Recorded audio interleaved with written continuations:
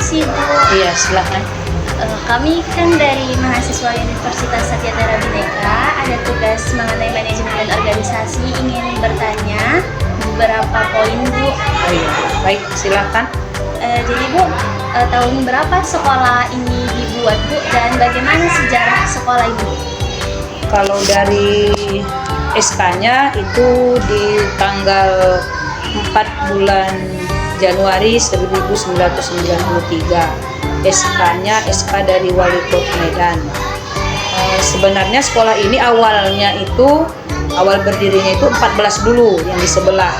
Kemudian kita menyusul. Jadi ini kepemilikan tanahnya ini, itu kepemilikannya UPT SD 060914. Jadi kita istilahnya izin bangunannya saja sekolah ini gitu. Bagaimana peran Ibu sebagai kepala sekolah untuk berkontribusi pada kualitas pendidikan? Kalau peran kepala sekolah ya sudah pasti, kalau ibu kan masih baru di sini ya, baru jalan 2 tahun lah ibu di sini. Masuk di sini 2 April 2023. Ini masuk Januari 2025. Jadi masih penyesuaian. Ibu dapati sekolah ini itu ada 4 PLT-nya. Jadi sebelum ibu itu ada yang 3 tahun PLT-nya, ada yang 6 tahun, ada yang hanya beberapa bulan, ada yang paling lama itu 1 tahun, ada yang 3 bulan, 6 bulan, paling lama itu 1 tahun. Jadi ibu dapati ini dalam kondisi yang ya administrasinya masih tidak ada lah yang beres kalau secara administrasi. Kenapa? Karena memang di SD ini kan dia tidak punya tata usaha namanya. Yang ada itu hanya operator sekolah. Operator sekolah ini fungsinya kan dia hanya, sebenarnya fungsinya itu hanya melaksanakan administrasi yang ada di Dapodik secara online. Ya,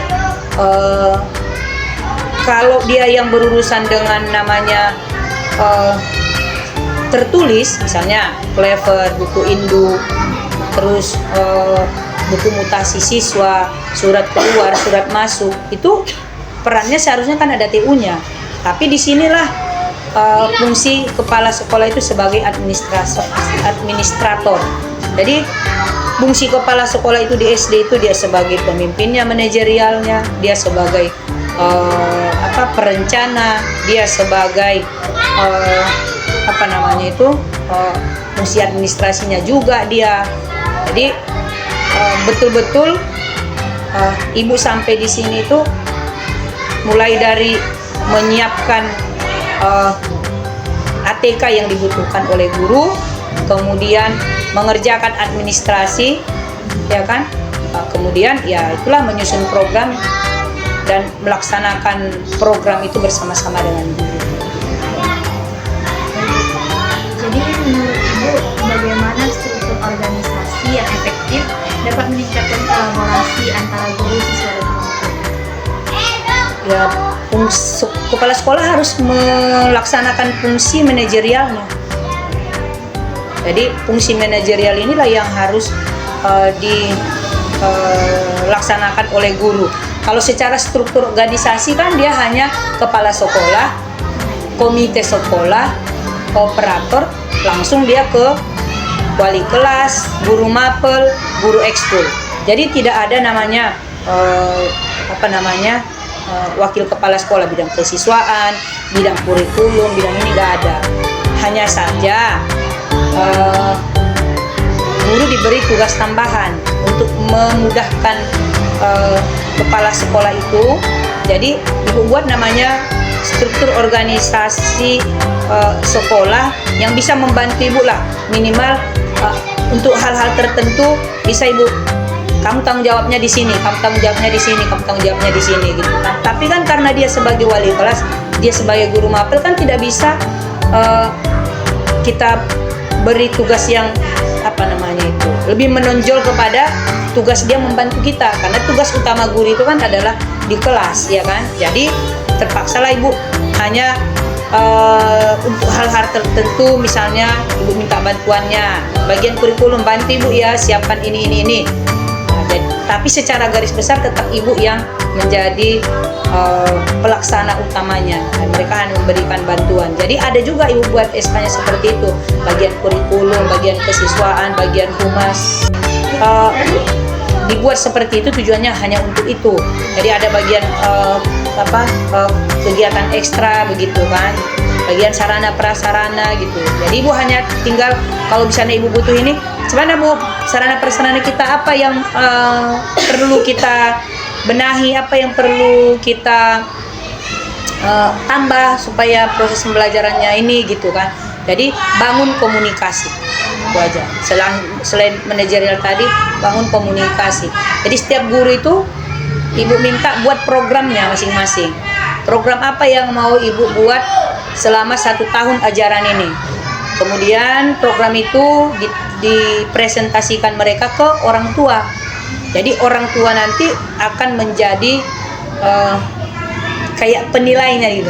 Mereka akan menilai apakah program yang sudah disampaikan, disosialisasikan oleh guru ini kepada orang tua murid sudah terlaksana belum. Gitu. Jadi ibu beri ruang untuk orang tua murid. Kalau misalnya menurut ibu ada program ini, ibu sampaikan ke saya. Bu, sepertinya kemarin kan ibu itu janjinya ada buat ini gitu ya kan. Tapi udah mau selesai bu tahun ajaran, kok nggak dilaksanakan ya. Itulah namanya nanti setiap rapat atau apa kita adakan namanya refleksi. Refleksi itu iya enggak dengan guru ada masukan, ada saran dari orang tua murid, ada aduan dari orang tua murid bahwa di sekolah kita masih perlu ini gitu ya kan, kalian belum melaksanakan, gimana ini pertanggungjawabannya. Paling ibu tinggal seperti itu. Bagaimana struktur organisasi SD dirancang untuk memastikan pembagian tugas yang jelas? Di tiap tahun ajaran, sebelum dimulai tahun ajaran, ibu sudah rancang dulu. Siapa di sini gitu ya kan. Berdasarkan apa? Ya, ibu kan ada namanya supervisi. Terus ada penilaian kinerja, penilaian SKP namanya di kinerja guru-guru itu kan ada, kemudian ada juga di PMM. Jadi ibu akan lihat, kadang-kadang ibu juga masuk ke kelas-kelas, tiba-tiba masuk ke kelas gitu kan, bagaimana ibu guru ini mengajar. Terus ada juga mungkin masukan dari orang tua murid, bagaimana menurut ibu guru-guru saya apa yang perlu dibenahi gitu. Pokoknya kalau ibu ya berbau saja dengan semua gitu kan. Nah, ibu selalu mengatakan ke guru-guru, kita adalah mitra, tidak ada namanya atasan dengan bawahan. Jadi saya tidak ada apa-apanya, sehebat apapun program, kalau bapak ibu tidak komitmen untuk membantu saya, ini tidak akan jalan. Tapi program saya hanya 2-3 program saya, tapi kalau bapak ibu komitmen sama-sama kita mengerjakan, ini akan tercapai. Jadi di awal sebelum pembagian tugas dibagikan ke guru-guru, ibu dengan operator kami dulu, sama ada beberapa orang lah yang ibu anggap bisa memberikan masukan. Apalagi kan ibu baru di sini kan, ibu memberi masukan ke ibu bagaimana menurut mereka teman-temannya ini gitu ya kan, rekan-rekan gurunya ini bagaimana orangnya, selama ini dia di kelas berapa jam mengajarnya.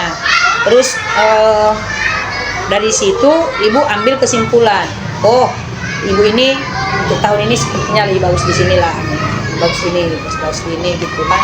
Jadi ibu kalau di kelas 1 dengan kelas 2 itu ibu ambil gurunya itu yang kreatif. Nah, kreatif orangnya, karena kan kelas 1 kelas 2 itu masih masa bermain.